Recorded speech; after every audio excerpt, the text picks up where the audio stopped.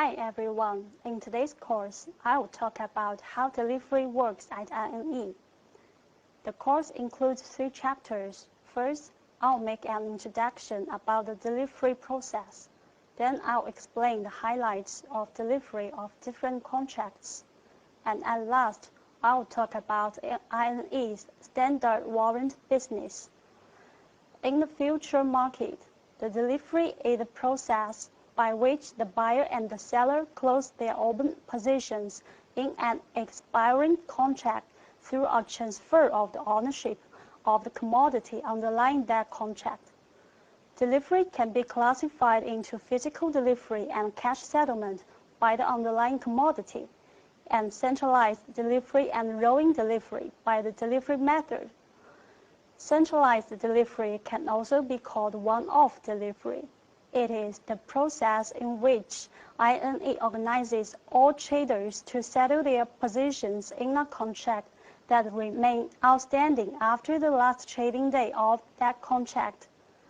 By contrast with rolling delivery, a trader can apply for delivery on any day of the delivery month other than the last trading day. Compared with centralized delivery, rolling delivery is a more complex process but more effective in promoting the convergence of futures price and spot price and reducing delivery costs and risks. By types of innovation, delivery can also be classified into warehouse delivery, factory delivery, EFP delivery, bill of lading delivery, and vehicle board delivery. To register a warehouse warrant, a client should first submit a loading application and transport the commodity underlying the contract into a designated delivery storage, while the factory warrant is a credit warrant in that the underlying commodity has not been produced at the time the warrant is registered, which means production only begins when the buyer presents the warrant to the manufacturer for taking delivery. This arrangement not only ensures the freshness of the goods delivered, but also saves the storage costs and space. The existing futures products traded on INE all adopt physical, centralized, and bonded delivery. Currently, there are broadly 2 ways to take part in delivery, one for domestic traders and the other for overseas traders. For domestic traders, delivery works in the same way at Shanghai Futures Exchange. In particular, non-FF members can participate in the delivery process directly, while domestic clients can only do so through futures firm members. For overseas traders, overseas special non-brokerage participants may take part in delivery directly or through FF members. Overseas clients can only make or take delivery through overseas intermediaries, overseas special brokerage participants, or FF members. There are 2 things worth mentioning. First, before making or taking delivery, a client should first open an account for the standard warrant management system through its member.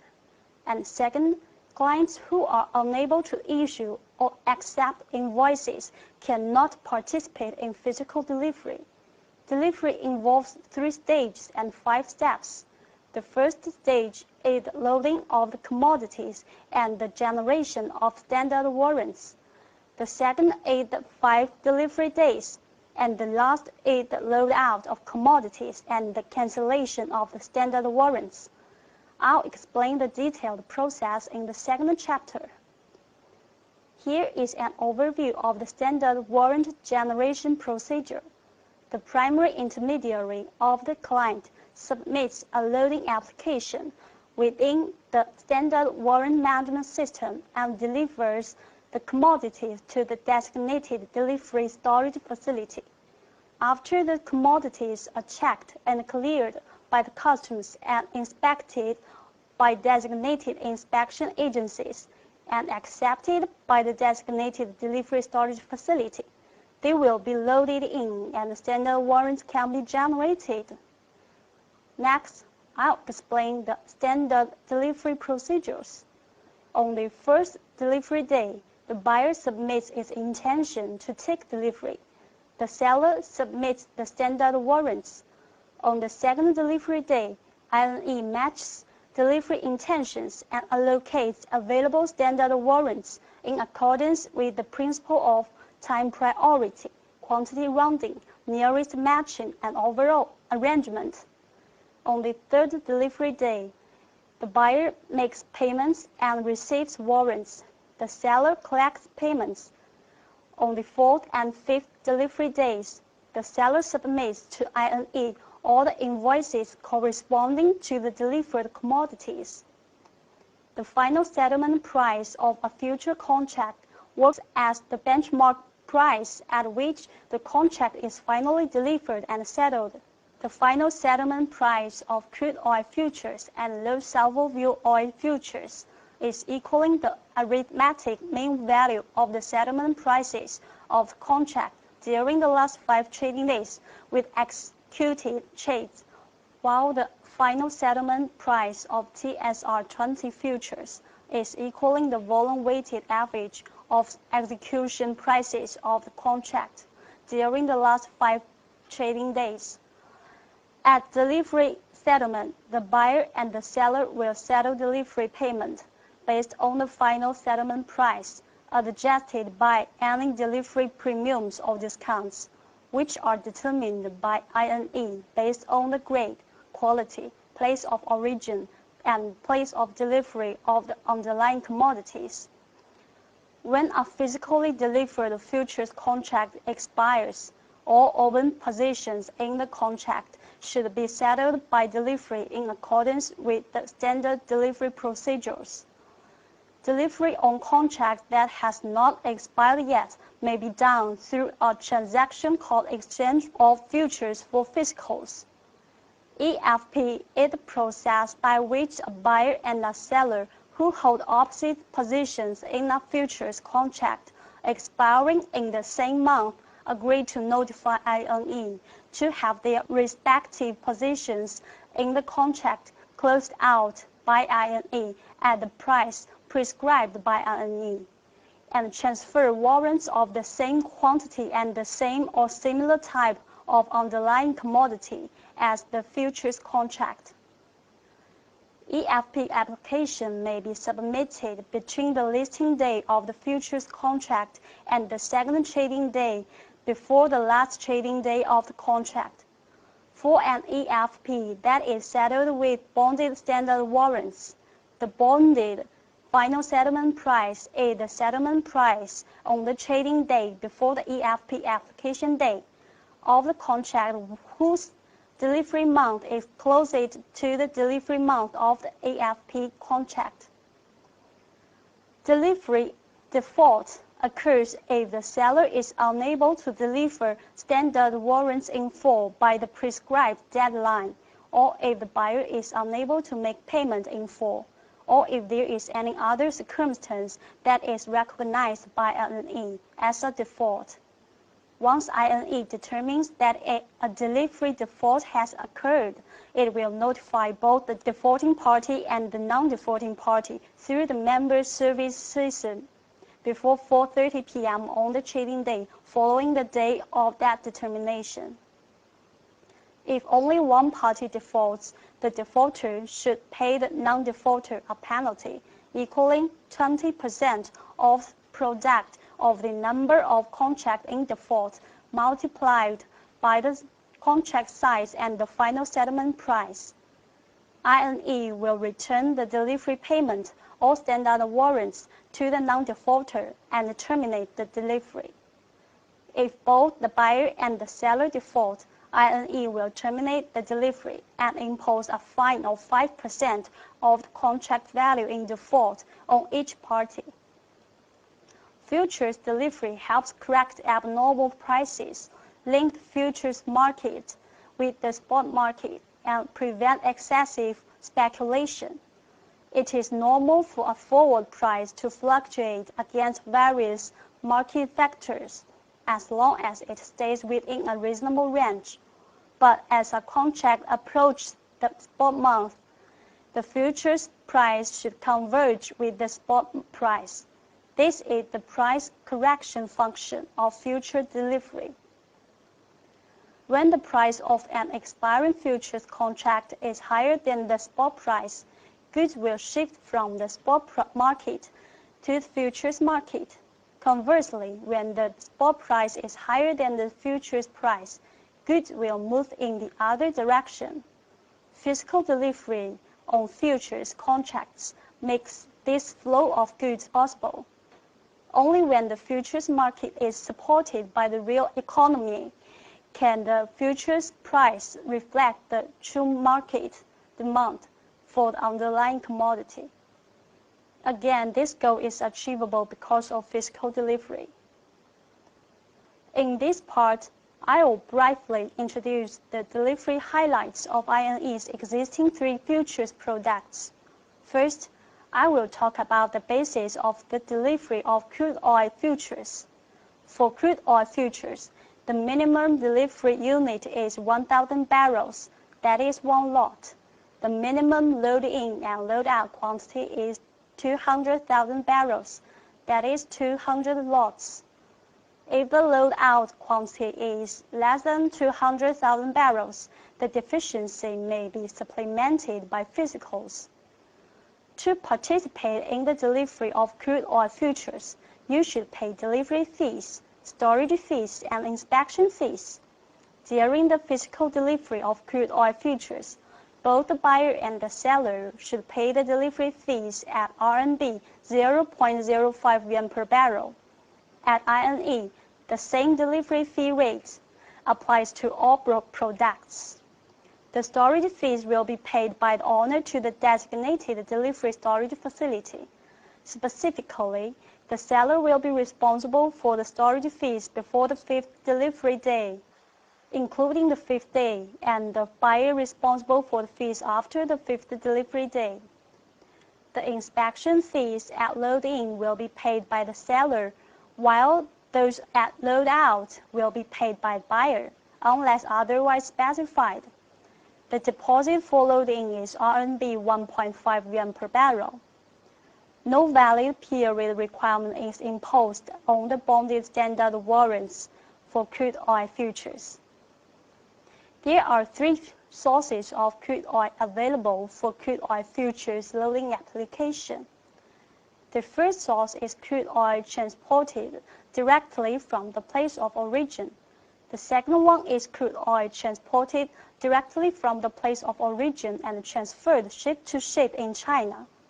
The third one is crude oil transported directly from the place of origin and undergoing physical filing with designated delivery storage facilities. By physical filing for the underlying crude oil, we mean a process in which crude oil complying with rules on physical delivery of crude futures. After the owner submits an application via the standard warrant management system and INE approves the application, it's inspected as per the loading inspection standards for the underlying commodity of crude oil futures, and then is physically and separately stored in bonded tanks at a designated delivery storage facility. For the underlying crude oil which has completed the physical filing procedures, standard warrants can be generated pursuant to applicable rules. Now I will introduce how standard warrants for crude oil futures are created. First, the primary intermediary of a client submits a loading application via the standard warrant management system and pays the deposit for loading. The application should contain the proposed loading date, bunker number, crude oil grade, and other information. When INE approves the application, the designated delivery storage facility will reserve storage capacity for the client. If the client subsequently cancels the loading or the actual loading quantity is less than the allowed underfill quantity, the client will be deemed in default. In such case, the deposit for loading will be returned according to the actual loading quantity, and the remaining portion of the deposit will be paid to the designated delivery storage facility as a compensation. The client should fax all the relevant documents, including but not limited to bill of lading, certificate of origin, and commodity inspection certificate at the loading port, to the delivery storage facility, and the storage facility is responsible for putting the information and uploading the document into the online system. After that, a standard warrant generation application is completed. INE will review the warrant generation application in 3 working days.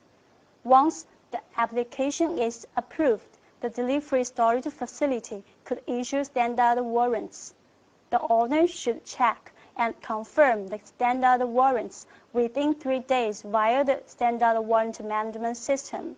If the owner fails to do so, the system will confirm the standard warrant automatically, and the standard warrants will enter into force automatically.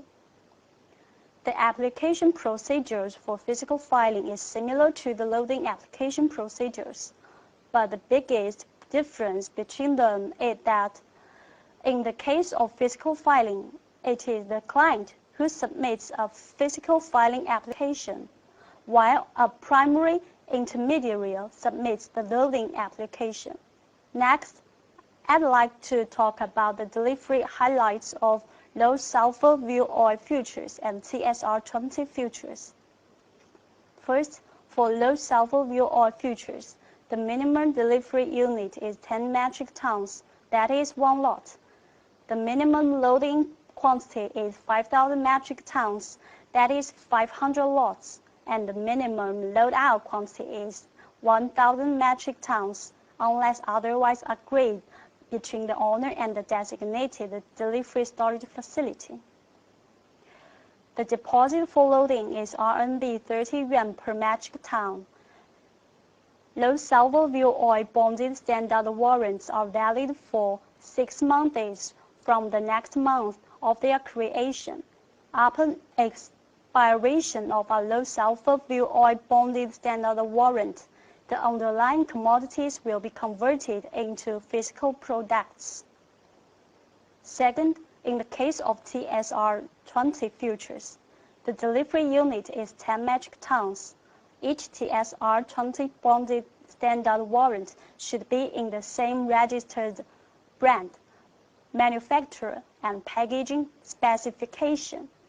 The range of manufacturing day of TSR20 underlying each bonded standard warrant should not exceed 30 days, the earliest of which should be taken as the manufacturing date of the bonded standard warrant.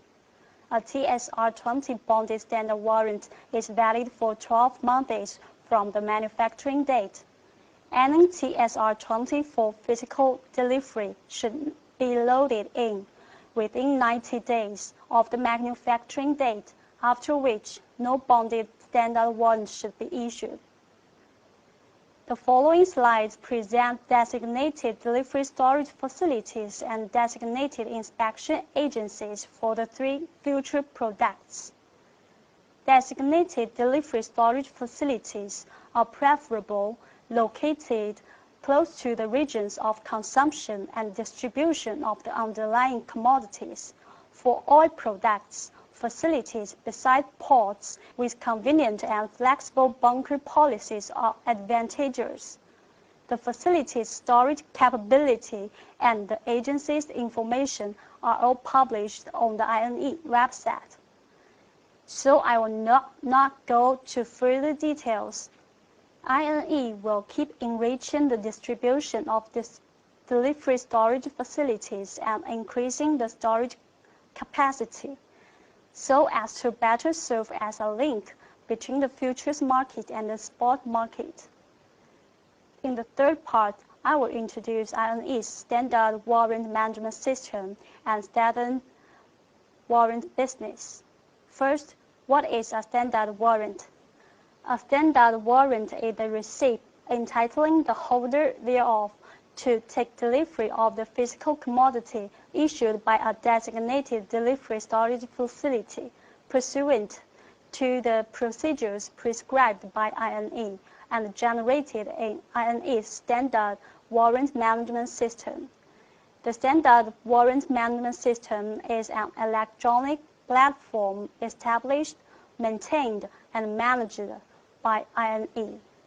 A standard warrant business participant should open a standard warrant account in this system before holding standard warrants and engaging in the standard warrant businesses.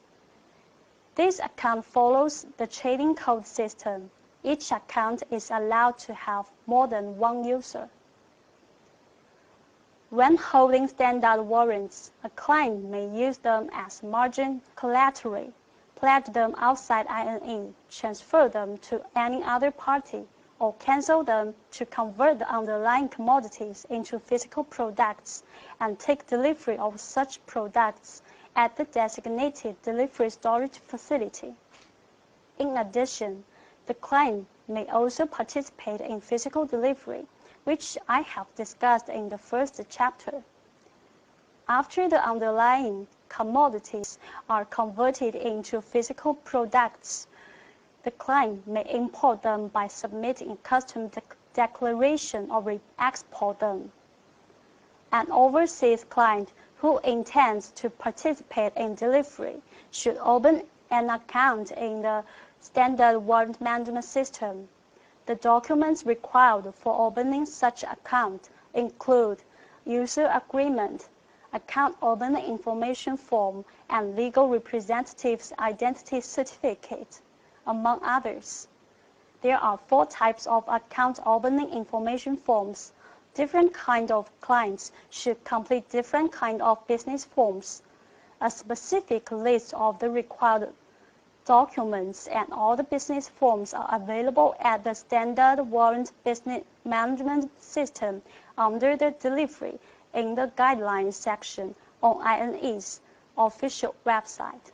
That's all for today's presentation. Thank you.